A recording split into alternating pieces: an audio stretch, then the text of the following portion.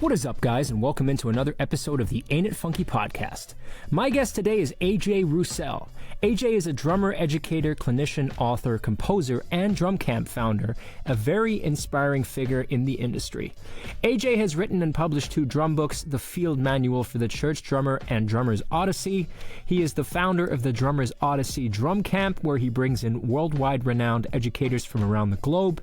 I really enjoyed this chat with AJ. We talked about AJ's journey into professional drumming, from working day jobs to building a thriving career. We nerded out over classic drum books. I asked AJ how he would structure a practice routine of drumming essentials. We also talked about our mutual love for country music. If you enjoyed this episode, please subscribe wherever you're listening. Thanks for tuning in, and enjoy.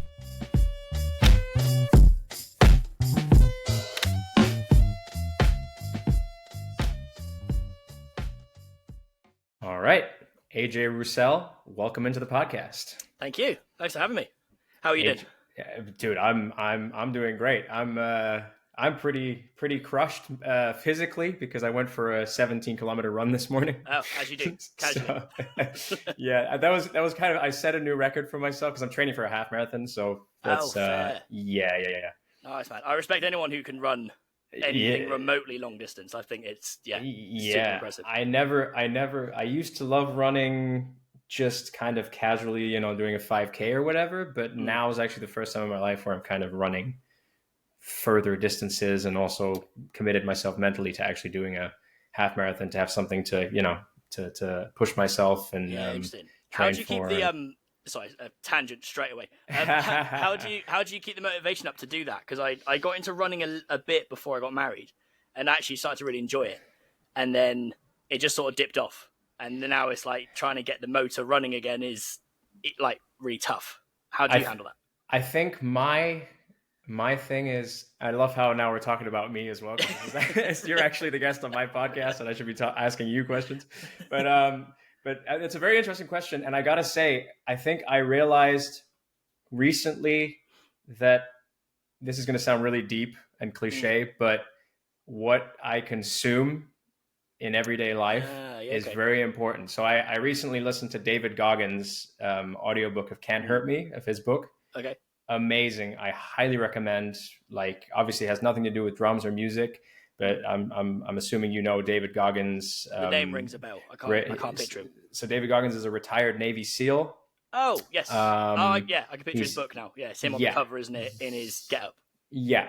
And then in the background is like his old self, where he was like 200 or 300 pounds heavy, and he used to be overweight and really got dealt a bad hand in life, and just trauma after trauma, and honestly, listening to that audiobook, like that really, and listening to also his motivational speeches and his podcasts, and I've really gotten into that. And I'm like, for like the mental, the mindset stuff, it's such an amazing thing to motivate, and to also I'm lately trying to spend less time on social media. Sure. And just, as I say, what I consume, I feel like in everyday life is just such a kind of game changer. And if I wake up in the morning and I know it's uncomfortable, I know I can't be asked to wake up earlier and go for a run and whatever, and I'm like, I'm tired, I could lie in bed a little longer. But no, get out of bed, put the running shoes on, just put the music on, blast the music, just go. And then man, love that. Yeah, man. So I think that's how I keep the motivation up, is literally like pumping my ears full of like David Goggins motivational stuff, Arnold Schwarzenegger. So I might steal that then. I might steal that. Dude, absolutely. It's a game changer. But yeah, coming on to you, you're actually the guest on my podcast. Dude, AJ, I gotta say, man, I'm very honored, but also very inspired that first, I'm honored that you've taken the time to come on, and thank you for taking the time. Pleasure. Second of all, I've been very inspired the last few days, and also for my practice routine.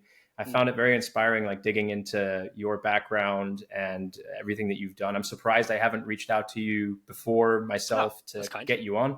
Thank you. Because, you're obviously, aside from being a well-known drummer, you're also a well-known educator, clinician. You started your own drum camp. You've written multiple drum books, the Drummer's Odyssey, and what was the church one called? Field Manual for the Church Drummer. Yeah, it's a longer name, so that's the one. Forgive me for forgetting that one. Yeah, it's a long one. I appreciate that. But yeah, man, I gotta say, man, digging into all of that stuff, and it's amazing. So thanks, man. That's kind. Really kind. Yeah, absolutely. So I think my first question to you would kind of be, have you always been such a kind of driven entrepreneurial, or had such an entrepreneurial spirit? Or has that kind of been something that over time you've grown, grown that mindset? Sure. That's a great question. I'm not sort of the entrepreneurial side of it. Maybe not as a kid, maybe. I think I've always had the mindset that if I'm going to do something, it has to be done well.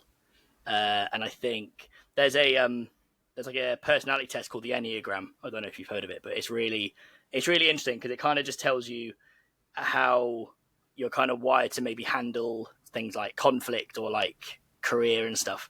And it's not a hard and fast, it puts you in a box, but it just helps you kind of work out how you tick a little bit. And they're based into like numbers and then like a title that goes with it. And I took it and it was straight up number 3, which is the achiever type. And the positives of that is I do enjoy working hard on stuff. I like having goals to go for. I like like I said, if I'm going to do something, it has to be done well. And the negatives of that is then I struggle if I'm not good at something, which actually means I slightly maybe ruin hobbies sometimes, because if I'm not kind of instantly good at it, I really struggle. And then the other negative, which was interesting, I had to really wrestle with this for a while, was validation based on achievements. So it'd be you're only as kind of, your self-worth's only based on what you're doing. And I had to really kind of push away from that. But I think maybe in maybe late teens, early 20s is when I kind of really dug in and was like, actually, I always knew I wanted to play drums for a living. And I think from the age of 14, I think I basically decided that.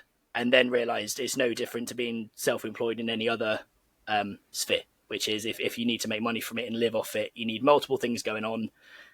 It gets easier if your profile is higher. So that's always kind of the goal as well, is how much do people know about you? And then how much stuff do you have going on? And then realize I actually do quite enjoy it. I really enjoy it. And I think I like having not necessarily like really strict goals. I try not to be too like militant, but just, here's a general thing. I'd love to move closer towards it. How can I make some steps to make that happen? So yeah, it's probably like late teens it really kicked in. Nice. And did you ever have any other job, any like day job? Oh yeah, I worked in a cafe for a bit. Okay. I worked in a pub and I worked in a restaurant, and the restaurant I lasted 2 weeks because the manager was words I can't say on a podcast. Like just horrible. And I realized I'm really not built for like hospitality stuff at all. And then my main job I studied at BIM, which is I don't know if you've heard of it. It's nice. It's like a music university in the UK. And then while I was studying there, I was working at a sports shop called Sports Direct, which is hilarious because I'm the least sporty person in the world. And I think I even said that in the interview, and they still hired me, which was ridiculous. Wow. And again, I'm just not built for retail at all. Like I really was quite miserable, which again, the whole, silver linings, there's always a blessing in everything, was that job was 0-hour contract, which for most people isn't good. For me, it was perfect because it meant as I was building up my musician work life, I could then reduce the shop hours. So there was never a moment I had to do the like cut and run and just make it work. It was like I could be working in the shop full time. And then as I was building my teaching business, I would then knock off a day at the shop and then basically just kind of whittled it down until I got to a point I was working 1 5-hour shift a week. And I was like, cool, I just don't need this now then. Great. And then, left it. And also really disliking your job's a really good motivation to build the job you actually want. True. Yeah. Which, so in a weird way, I look back on it and I'm like, yeah, I hated it, but it also was kind of the making of me, you could argue, in a weird way.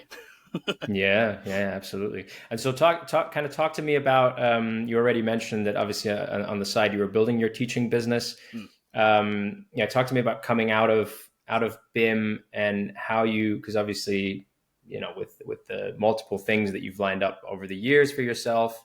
But so it obviously started with I guess just teaching students, whether that, I don't know if that was at a music school or did you already have a studio space? Like, just kind of walk me through how it started, and kind of at what point you were able to quit the day job and actually manage to do music full time. Yeah, nice. I think the teaching was kind of a big one for me because I really enjoy it, and I still do. But it seemed the most logical way to make a really steady income kind of the quickest, because it's, you're very much getting a certain amount every week based on the number of students you've got. So I was living in South Bristol at the time. So there was a studio in South Bristol called Firebird Studios. And I think I went to like one rehearsal there with a band, and then was chatting to the owner, and I was like, oh, do you ever rent these spaces out for like teaching? And he was like, well, actually, we want to start doing that because obviously in the daytime, we don't get that many bands booking in.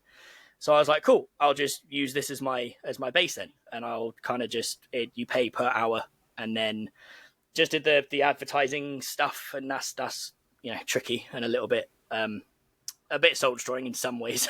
And then I think I literally built up a day at a time. So I was like, my goal is to get my Wednesday evening fully booked, and then I'll do my Thursday, and then Tuesday, and then blah, blah, blah, blah. And every time I fully booked up a day, I would then drop that day at the shop, because I was basically earning the same amount that I would have been earning if I was working at the shop. So teaching was it seemed the quickest way to get a really steady income, so I could lose the retail job. So at least I could say that drumming in some sense is my profession now, and I'm doing that more than anything. And then on the side of that, you're also trying to build up your network for gigging and kind of playing live. And I find that they're almost like two strands that are kind of running parallel constantly. But teaching seemed the quickest way to get money quickly. And I also generally really enjoy it. And that's why I still do it now. Right. So yeah, man, it's a nice moment where you can hand in the notice of the day job. It felt good. Yeah. And then at what point did you write your first book? When was that? The first one was The Drummer's Odyssey, and it was 2017. And I always forget when I actually graduated BIM. It was a couple of years before that. So I graduated a couple of years just teaching and gigging. And then, the book came from, it actually came from being really unhappy with my own playing. And that was actually the motivation behind it, is I was really bored of my own ideas, and I was really in a rut with it. And I slightly fell into the trap of, if I try and find really unique, weird rudiments that no one else is using, and then I'll get really good at them, and then I'll become like famous for that thing. And and what was really funny is when I was exploring all the hybrid rudiment stuff, I realized very quickly why a lot of drummers don't use them, because they're actually really hard to like apply to anything, and unless you kind of, I guess, really dig in.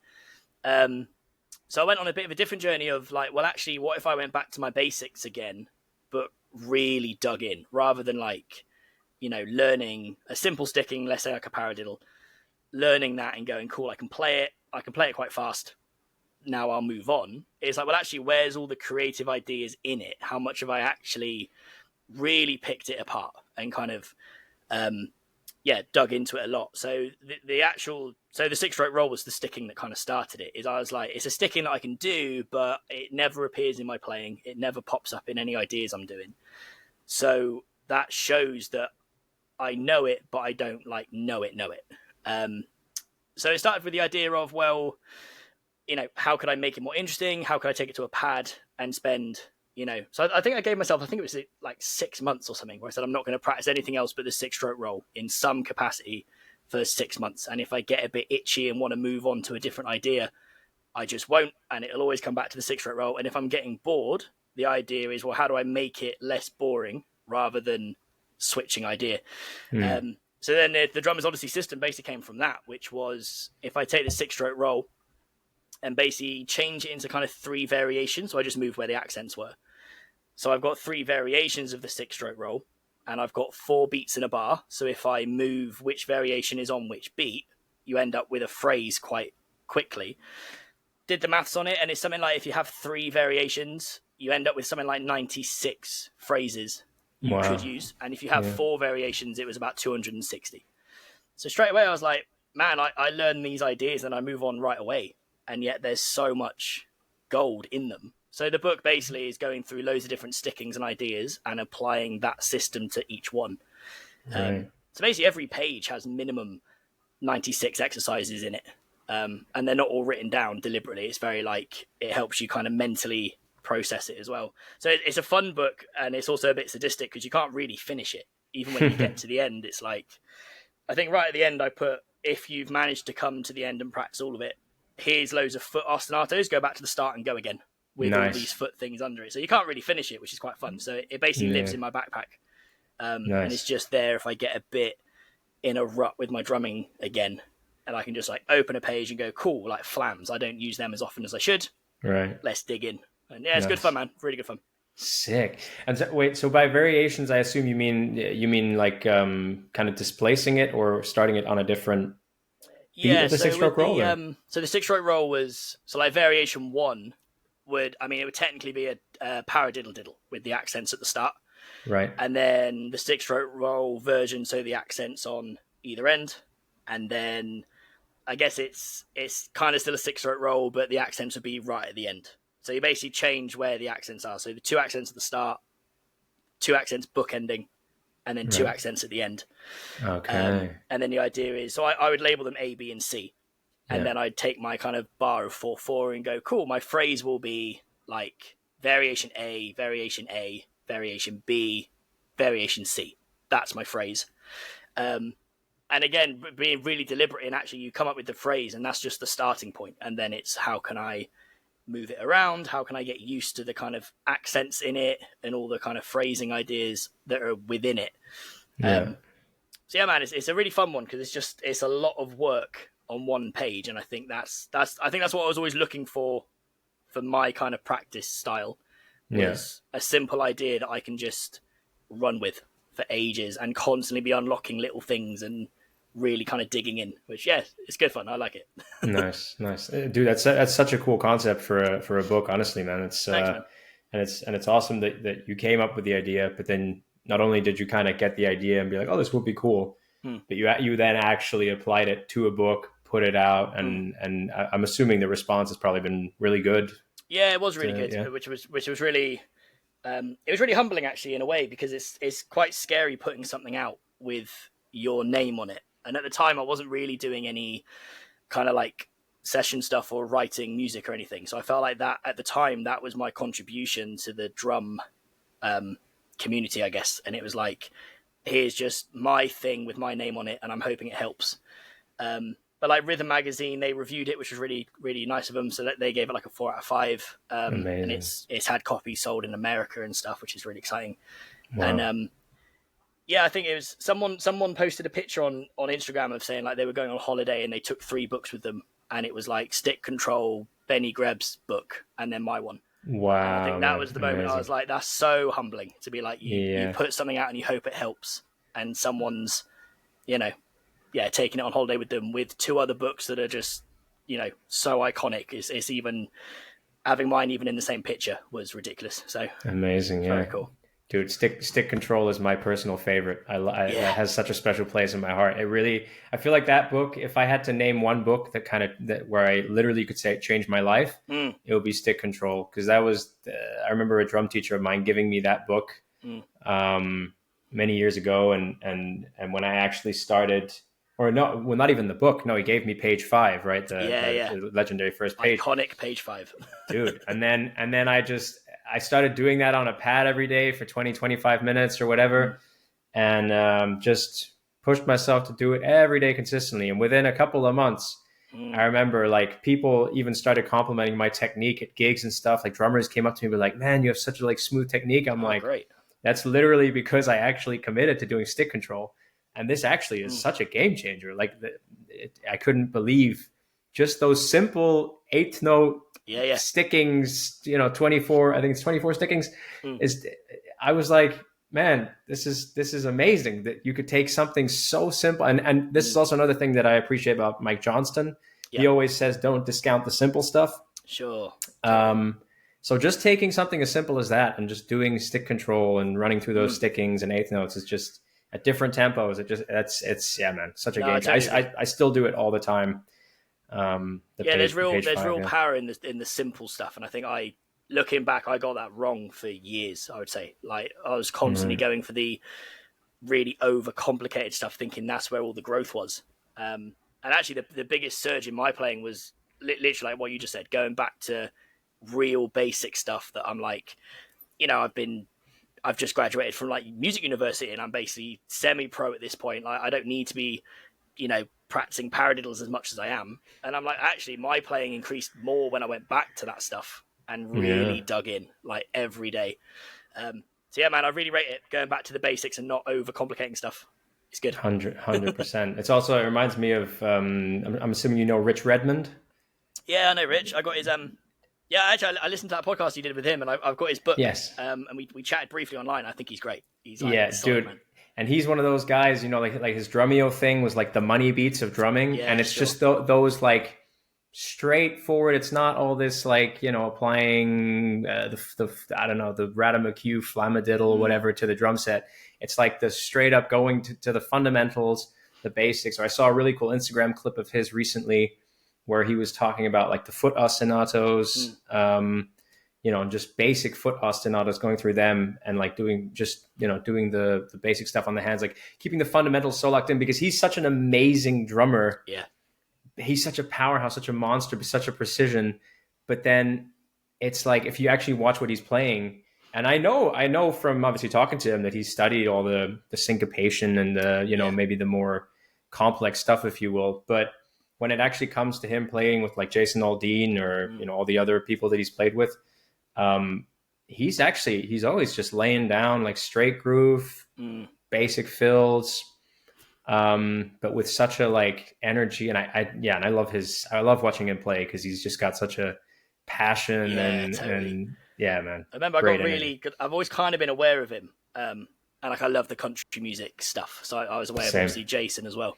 And there was a clip I saw of Rich where he was playing at PASIC, and he was doing, I think it was If I Didn't Love You, that track by Jason. And it's literally just a 2 and 4. And it's just he did a big flam, and then he's in. And I remember, like, even through a phone, I was like, that pocket and groove and feel is ridiculous for like just a 2 and 4. And I remember, like, it's one of them where, like, I saved it into my folder, and every so often I'd go back and rewatch it. And I'm like, that's how you get a country gig and keep it, is you can make a 2 and 4 sound that good. Yeah. So yeah, I went and got his book straight away. And like I said, I've chatted to him briefly, and he's like the nicest guy ever. I'd like to meet him one day in person. We've never met, but yeah, I got a lot of respect for him. Yeah, lovely guy, man. Absolutely lovely guy. But actually, off the back of this, what would you say? Like, obviously, I talked before about stick control kind of changing my life. What would you say is a resource that you've used or that you've along the way discovered that where you could say like that has changed the game? That changed the game for me along the way. Yeah, sure. It's a great question. If we're talking books, the one that's probably was in my bag the most and is now just, it looks an absolute mess, is it was actually New Breed, the Gary Chester one.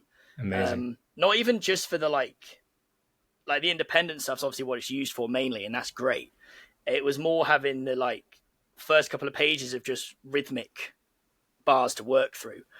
And what I found was when it came to like working on my accents, that was great. And working on trying to bring like flams into my drumming, I would just play 16ths and I try and flam the reading page.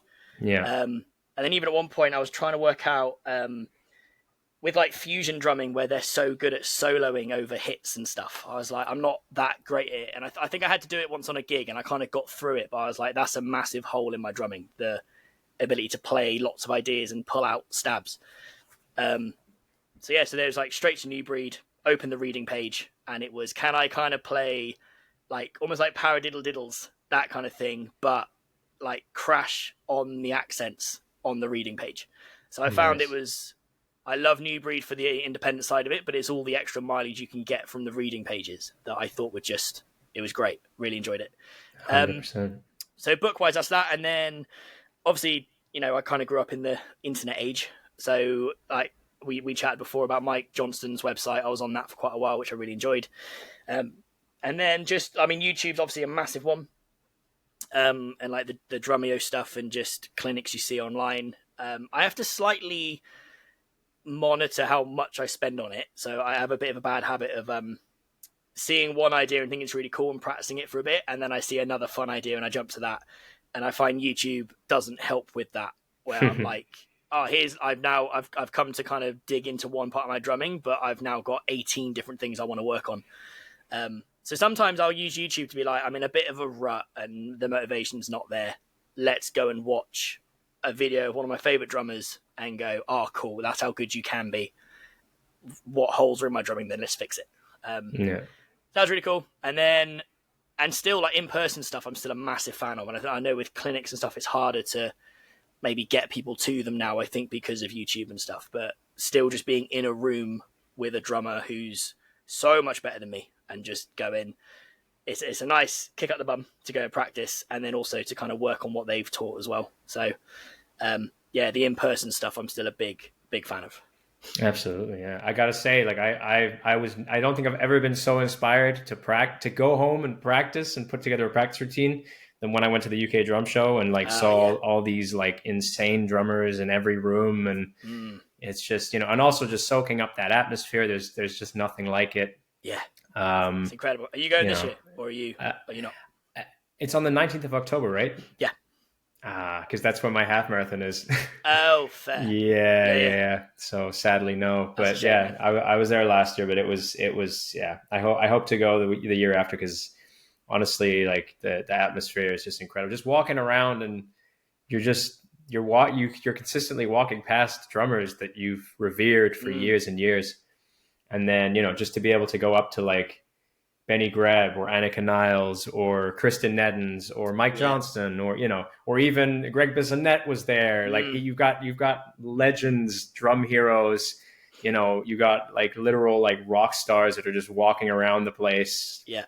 Just, the first night I got in the hotel, Greg Bissonette walked by me. I was like, Greg, I was like, dude, I'm such a huge fan, man. Like that's, it's an amazing place. It really is such a crazy thing to soak up to go home. And, when I was sitting on the train home, I just remember calling my dad and being like, man, I got to practice. I got to get in the practice room and just start, chipping away. Cause it's, as you say, the in-person thing, it really can't be replaced by internet. No, totally. And even the show, I love it because it's, obviously you've got all like your heroes just wandering, but even just like drummers that I would consider like quite friendly now, like quite pally, but we never see each other because we live in different parts of the country, but connected on social. So you kind of know what they're up to. And suddenly you get to the show and everyone's in one place. And it's like, so I know you had Kira on recently.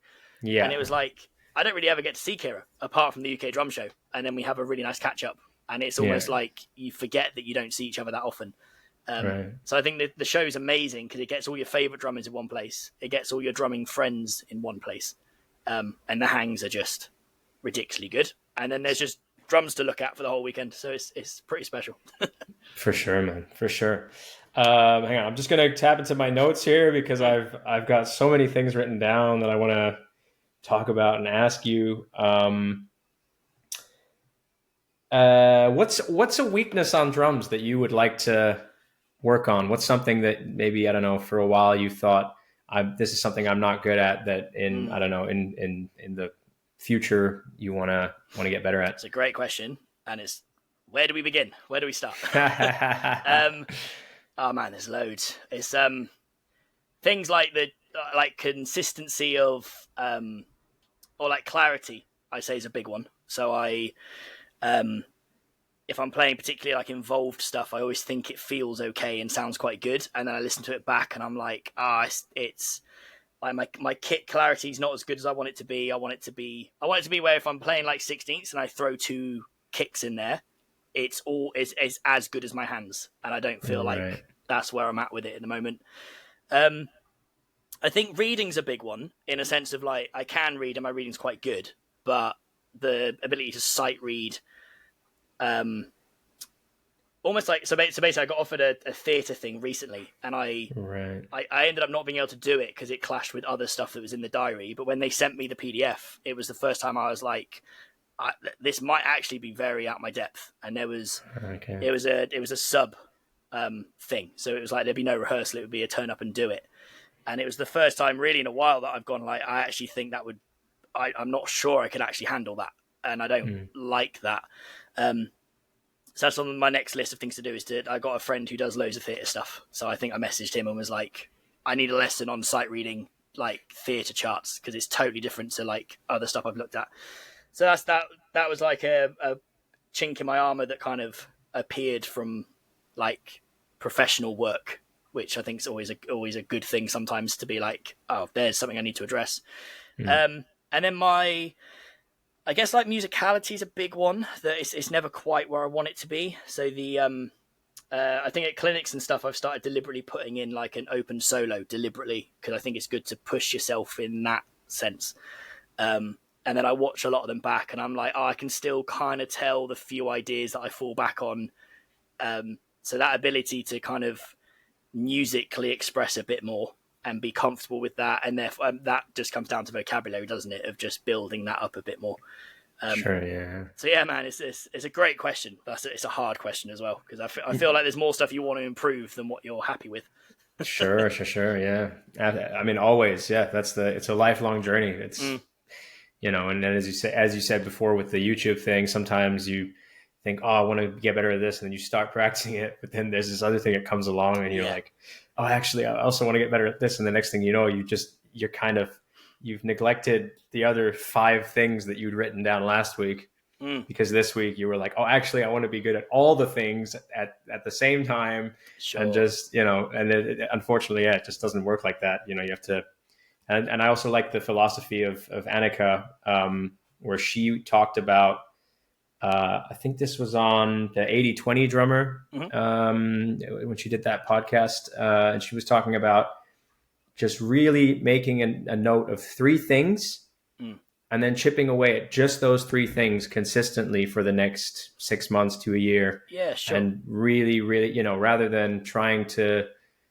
get better or moving on every week from one subject to the next, like actually it's more about getting really proficient at fewer things. Yeah, I like that. So I like that concept. Yeah, there's a really good book I read called The Compound Effect, which talks about that stuff a lot, and it's the power in like compounding things. So there's that story of I think I can't remember his name, something Robbins, who talks about it, where it's like if you're doing like a round of golf and you say to your friend like, oh, let's bet like a penny on this hole, whoever gets it gets a penny, but then you double it every round. It's like very quickly when you start like doubling a small amount, you end up basically almost betting like 300 grand on the final hole or something ridiculous.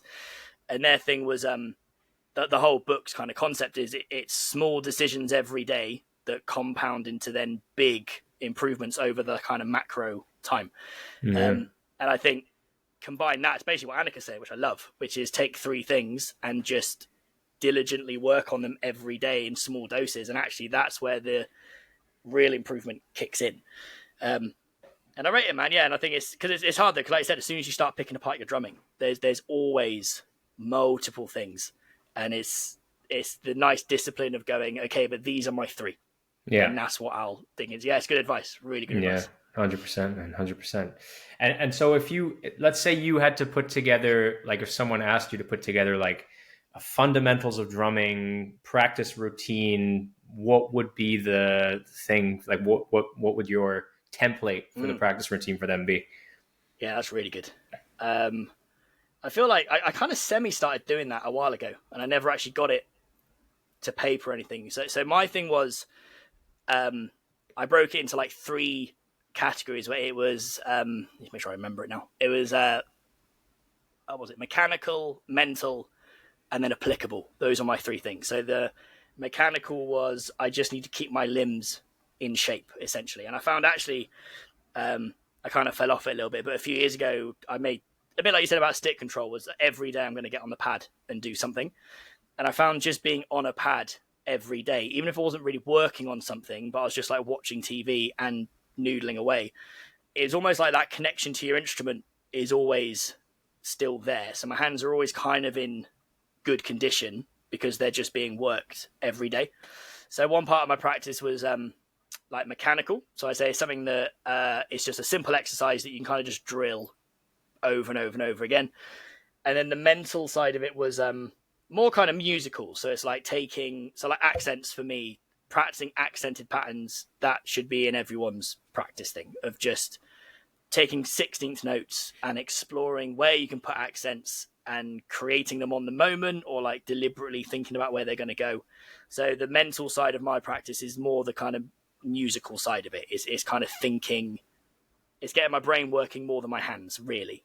And then the applicable was then just basically what do I need to work on kind of professionally. So am I learning songs? Am I practicing for a clinic? Am I if I don't have anything in the diary, it's also, well, what skills do I need to get good at? So if I want to be doing more studio stuff, I need to get better at playing to a click. So that would be my practice. So yeah, so it's mental, mechanical, mental, and then applicable. And nice. It's finding something that slots into each one. And I think if you do that every day, I think it's, like I said, it's compounding. It just eventually builds you into a good drummer in theory. Yeah. I like what you said about the accents, especially. And yeah, especially taking something simple as 16th notes, even just a single stroke or whatever, and just moving the accent, seeing how you can move it around the kit, or because obviously that, I think, for phrasing and for if you're playing with a band, knowing, especially when it comes to 16th notes, knowing like the up or the off beats. Yeah, sure. And confidently being able to play those, or like accentuate with them with a bass drum, like especially even, when it comes to like 1E and a 2E, like with the left hand or with the, with the weak hand. I think that's super, super valuable, especially for people to become more musical, to be able to just flow more and kind of when they actually play music with people, then they're just more, it just becomes second nature to be able to hit the accents with their bandmates. And yeah, totally. Because I think if you can get good at putting accents anywhere you need to, and then you start listening to what your bandmates are doing, it's like that. It makes you I would say, an unstoppable musical force, really. Because it's like you can easily complement what someone's doing if you can hear that rhythm and then easily put it on accents. And I did like a masterclass for a church recently, and one of the exercises I gave them was to put on like the worship song that week that's in your set, and instead of learning the drum parts, listen to what the vocal melody is and try and copy that with accents. Right. Because it obviously gets the hands working. You're kind of subconsciously learning the song because you're having to listen to it, but then you also totally engage with what the vocalist is doing, which can only make, I would say, your drumming better, because you then know where the gaps are, and then it also gets the accents working, and it's that ability to hear a vocal melody, hear the rhythm of it, and can I emulate it with my hands constantly? And it went down really well. And actually, a lot of them said it was it's harder than it sounds, which a lot of them said was because, like you said, the offbeat accents on the left hand caught a lot of them out very quickly. And I think that's what can turn us into musical drummers quite quickly. Is you can listen to what all the other instruments are doing, and then your drumming complements that. And I think it really kind of kickstarted my kind of like session drumming more so in that sense of like, I'm more aware of what everyone else is now doing rather than what I'm doing. And I think if you can practice that stuff, it's really helpful. Yeah, definitely. Very valuable, man. Very valuable advice. And yeah, I also like what you said on, you were on Kira's podcast, talking about, what was the thing I was thinking of? The counting out loud, and how you were talking about a student that you had that she first kind of she kind of refused to count out loud, but it was more just because she was maybe not as comfortable with counting loud and doing stuff. but then once she did it, you said she established that actually she internalized stuff way better, way quicker and more, I guess, more accurately. And I really like that, because I got to say, I'm very guilty of practicing stuff and not counting out loud enough. Yeah, sure. I think a lot of people do it, but and if I'm honest, I'm the same. I don't do it because it comes natural. I think that's what I stress to most of my students is like, I'm really pushing you to do this, not because I find it easy, but because it does feel uncomfortable, and it gets you out of your head quite quickly and gets you kind of hearing what's going on. And sometimes I normally say, like, you've only got to do it to kind of establish what needs to be happening. Then you can go back into your head again. But it's like, if it's not working, like I said, most of my students, if they count out loud, they normally fix the problem themselves quite quickly. And the hardest bit is getting them to actually do it is the tough bit. Sure. But yeah, I've definitely, since listening to that, I've started more consistently counting out loud. And it's fun when you can even push that further then of almost like saying the rhythm out loud and then trying to like copy it. That's kind of a Benny Greb. I think it's Benny Greb's idea of almost like verbally saying a rhythm or a phrase and then trying to play it. And there's a bass player who I'm going to butcher his name because I believe Jose Gon. Oh no, it's totally gone. I can't remember his name, but he's amazing. But I remember seeing a masterclass with him, 15 years ago. And as he's soloing on the bass, he's actually like singing what he's playing, but at the same time. And it really blew. And I asked him, I was like, are you singing what you're playing, or are you playing what you're singing? And he was like, oh, I'm playing what I'm singing. So I'm basically like singing melodies and ideas, and his hands and fingers are just following. And I was like, oh man, if I could do that on the kit, that would be insane. It's incredible. Dude, that reminds me of Richard Bona. Richard Bona is another one of those guys that just, he's playing, but the stuff that he sings over it, or like scats and stuff, like, yeah, sure, insane, man. It's crazy. Cool. But I guess that also comes from counting out loud, and as you say, singing the parts, singing the phrases. Or I know, like, when I went to see, I saw an Annika clinic many years ago when she was still with Mapex. Sure. And actually, she was the reason I bought a Mapex Black Panther snare. Yeah. They're just so nice. But yeah, and she started doing something in 7 and literally counting out loud. But like, no, was it in 7? Yeah, I think it was. And she was changing the phrasing and maybe the what she wasn't just playing like straight 8ths or 16ths, like she was, and she was just changing it up while consistently counting 7. Really fair. Like on top, and just doing, just absolute octopus. And you're sitting there, you're like, how is this even possible? Yeah. How does she do this? This is like, I don't even know. Even if I started counting out loud every time I practice, I'm not even sure how, I mean, maybe that's what it is. Maybe it's literally just every time you practice, you have to count loud. And yeah, maybe actually, maybe it's just a muscle that needs working. But yeah, Annika's great, man. She's just half the stuff she can play. I'm like, I don't even know how you begin. She's insane, man. I gotta say, man, amongst all the drummers at the UK Drum Show last year, obviously, so many insane drummers, especially on the main stage.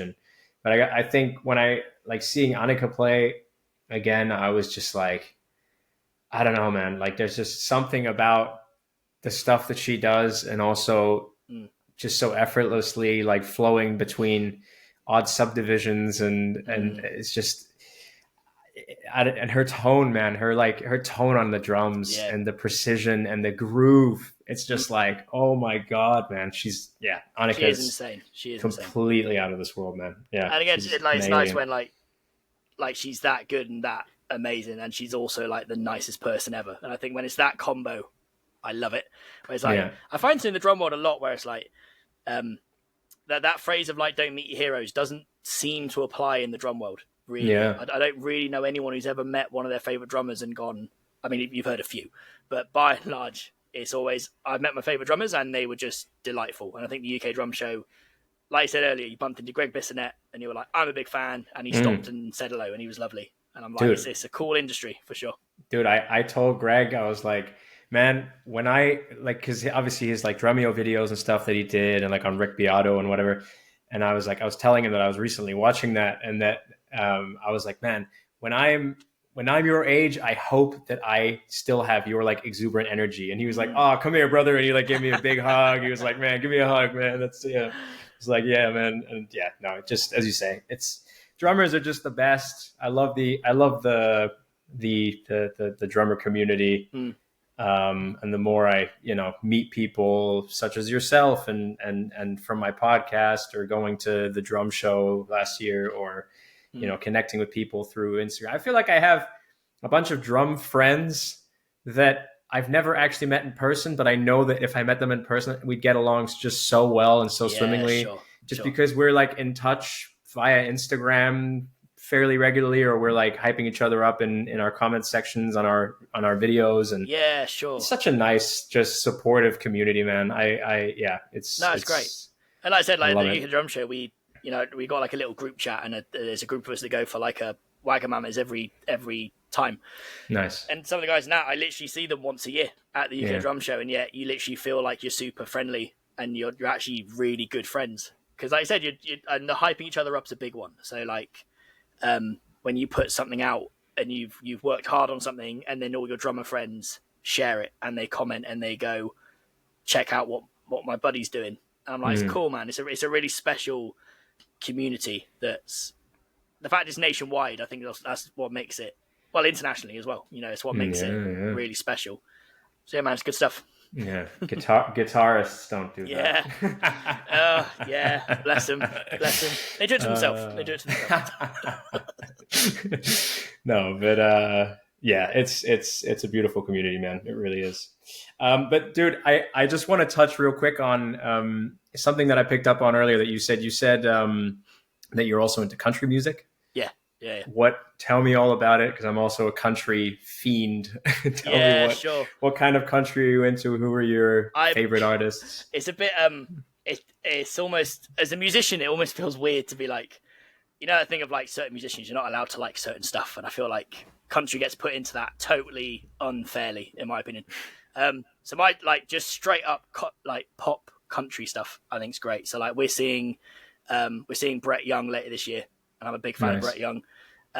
Luke Combs was the first kind of big guy I got into. And then who did we see recently? We saw Tanner Adele recently, who was really good. She's more the kind of almost like R&B country, which is kind of cool. My wife's a big fan of her. Okay. Which is cool. And then obviously in the UK, like the Shires, they're great. So it's kind of a few of those kind of guys. And I think what's really funny with country is I never really listened to it until I started playing with a country artist in the UK. And they were like, here's obviously all my songs. And they were great. And instantly I was like, this is really fun to play. Really fun. Yeah. And then he had like, Chris Young cover in the set list, and then like a Luke Combs cover.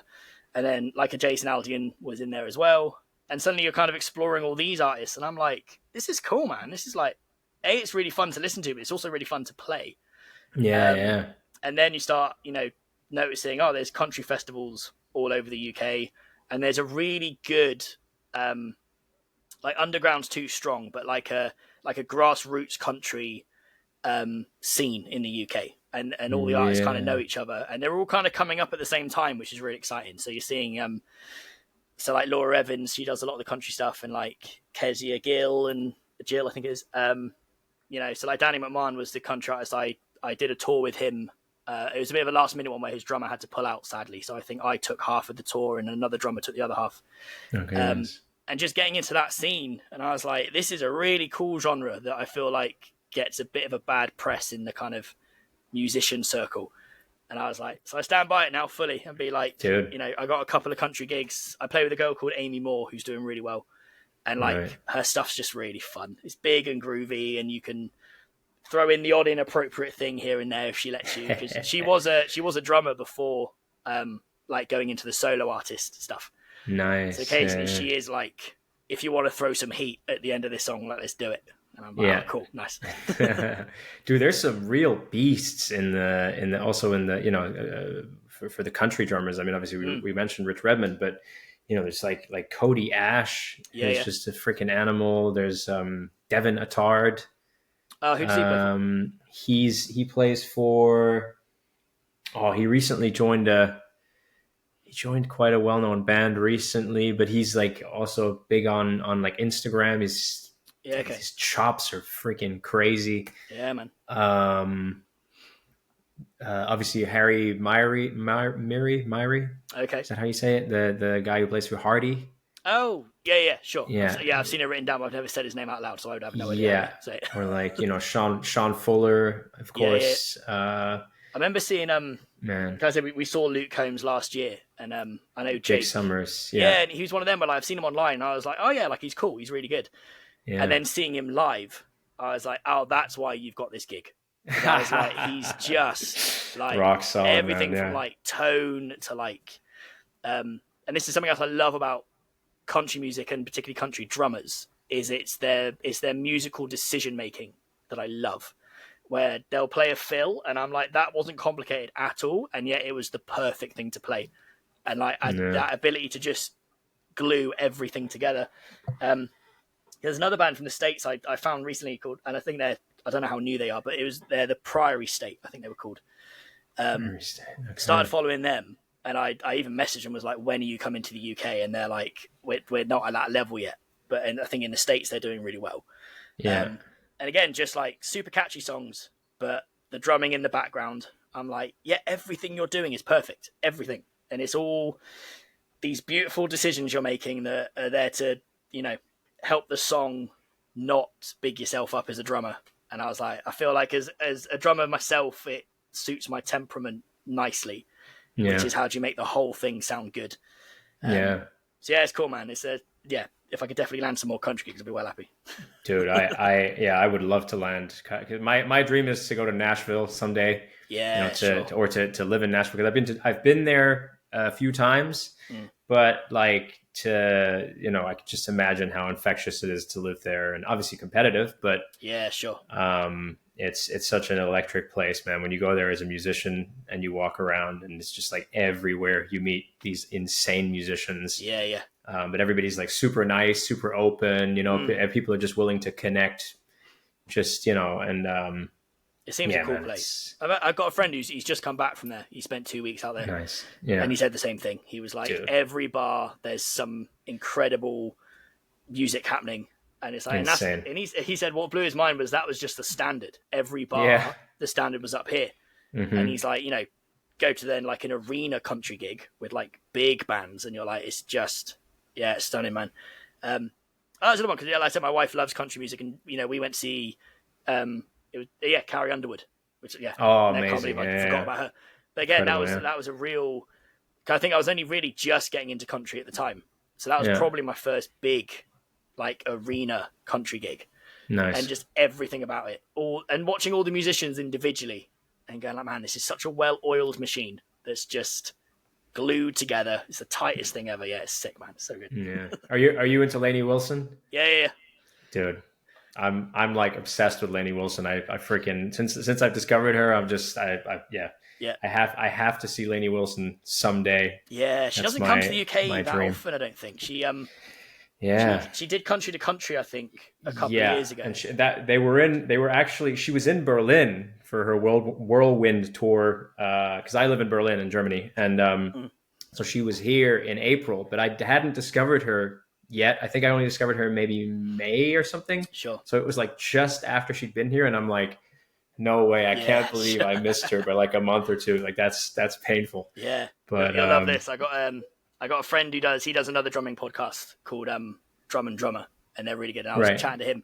He's the drummer in the Lainey Wilson tribute in the UK. Oh, amazing. And I texted him and was like, because you do tribute stuff as well. Did I remember that right? Yeah, and Elton John tribute. Yeah, that's the one. And I remember texting him, and I was like, I messaged him on Instagram being like, as tribute acts go, you've probably got one of my favorite ones. I was like, I'd love to do that, and I think it looks great. And he was like, it's so much fun. I get to just play Lainey Wilson songs all the time. So and good, the band man. are great, and I was like, so very good. cool, very cool. Yeah, or Miranda Lambert as well. The Pistol Annie stuff she did. Man, I could talk about country for ages. Yeah, but you mentioned Laura Evans before. You're going to tour with Laura Evans this year, right? Or have you already gone on tour? Yeah. So I did a festival with her 2 weeks ago. Nice. And then she's got a UK tour in November. So I think it's like 8 dates, I think. And she's great. Like, I followed her for a while. That was a real fun one of an artist I've been aware of for a while, and I was always like, oh, I'd love to play with her one day, that'd be great. And then it literally just seemed to start coming out of nowhere, where she messaged about a music video she was doing and she needed a drummer for it. And I was like, yeah, sounds cool. And I remember thinking, oh, this would be a nice chance to, like, you know, get to know her band and whatnot. And then she messaged saying, I've got a festival and a tour, and I need a drummer for it. Could you jump on it? Wow. So, and her stuff's great, man. Really good fun. She pushes more into, like, there's a strong country element to it, but there's also the bluesy, slightly rocky element as well. But it's more kind of country and blues mixed. But really catchy songs. Drum wise, they're really fun to play. So yeah, she's great, and she's really sweet. She's lovely. She's like, you know, one of the nicest people I've ever met, which helps. Nice. And so she literally just messaged you via email or Instagram, like that was DM'd you? Instagram. Or... Yeah, oh, Instagram. Nice. I followed her, like I said, a couple of years ago, and then she followed back at some point. Nice. And yeah, it kind of just came out of the blue, which was a nice lesson of, you know, just do your work, do what you're doing. You never quite know who's paying attention. And then, yeah, it literally came out of the blue where she was like, I need a drummer for a music video. Can you do it? And I kind of saw that as a semi-audition in a weird way, where I was like, let's turn up. And yeah, it's a music video, but let's learn the song inside out. There's 2 songs. Let's learn them inside out, look the part, bring a nice drum kit, be a nice person. So I kind of viewed it as I don't know if it was, but a bit of a semi-audition. Right. And then got the call up for the tour and the festival. So the festival was good because that was our chance to kind of obviously practice the songs, but then also we were adding in a few kind of different elements to it this time, which she hasn't done before. So it was a good chance to practice all that live, work out what works and what doesn't, and then for the tour, kind of dial all that in and get it sounding hopefully as good as we can. But, you know, her songs are great, so we're already on a winner straight away. I've only heard of her through researching you, and I checked out her stuff like yesterday or the day before. I was like, man, this is really catchy, like really like a real vibe. Yeah. Great stuff, man. Yeah, for sure. I'd say in the UK, she's really doing well. Like it's the first gig I'd done in a while where a few friends messaged and they were like, oh, I know Laura, she's great. Like I follow her and I've listened to her stuff. So I feel like she's doing really well. So it's a really exciting one to get invited onto. Amazing, man. Yeah. So hopefully it goes well. And I haven't toured in a while, and their touring is fun. So I think, it'd be good. Was this this wasn't the festival where you talked about you had like you programmed like a backing track or an intro or something? Oh yeah, no, was that one? Oh, that was that one. Oh, okay. Yeah, okay. So I chatted to Laura and we were just chatting about making her tour more of like a show. So she's trying to work out how to get rid of kind of silences on stage. So we're going to hit this harder, I think, for the tour, but working out transitions for songs and stuff, and which is something I don't think she's done before. And then I said, oh, have you ever had like a walk-on like thing? Because so I did a walk-on piece for Amy Moore for a big festival she was on, because it was like a big stage. I was like, I think you need to have a walk-on thing for it. I really enjoyed it, and it went down really well. So then chat to Laura saying like, oh, here's what I did for Amy. Would you want something similar? And like her band are great. So it's basically just pitched the idea that I thought would work, and they both got on it really quick. And then we ended up, it was a really fun one. It was a really nice way of, it's just a nice way of getting her on stage in a bit more of a exciting way. It very much establishes her as like the artist, which I think's important. And then, so we're running click tracks now for her set, which again is quite new for her band, but they've all got on it really quick. And yeah, so it gets her on stage in a bit of an exciting way. She says hello, and then we're straight into the first song. Nice. And watching it back, I was like, I think it works really well, and it's quite fun as well. And it just builds a bit of excitement before we've even started the song. Yeah, man, it's really good fun. Do you enjoy playing to a click track live? I actually love it, if I'm honest. Nice. I think, I mean, I practice to clicks quite a lot, so I think I've hit the point now I feel quite comfortable with a click. But I love it because it gets rid of any arguing that anything was too fast or too slow. I think, adrenaline's a big one. If it's a big stage and there's a crowd, your adrenaline obviously goes up a bit, and as soon as your adrenaline's up, your tempo goes up as well. Yeah. So I like them just because it grounds me again. If I start the first song and instantly you go like, that's too slow, something's obviously wrong. and you look at it and you go, no, it's a backing track. That's obviously the speed. That's what we practiced. And it's like, okay, cool. So my adrenaline's up. So I need to simmer a little bit. Right. And I think you can start adding the fun stuff of like verbal cues on the click track. And I think that's, for most of the big country gigs I've been to recently, that's what I've always loved, is when the band all just start playing at the same time. Yeah. And I think it really makes stuff look really slick. And I started it with Amy Moore's set. There's a song she's got called Words, which is really fun. But it starts with a giant stab, and the whole band do this big hit. Nice. And we have the counting on the click track now, and I love it every time because we do it. Because also none of us are like looking at each other, so we're all sort of looking down, and then we all just bash at the same time. Yeah. And I always then look up every time because you always see someone in the crowd like, how have they?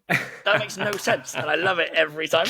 Yes. So that stuff, I think that's why I like clicks, because actually I think that I find clicks it's a bit of a divisive one, isn't it? Where I think some people are like, oh, it kind of sucks the soul out of it.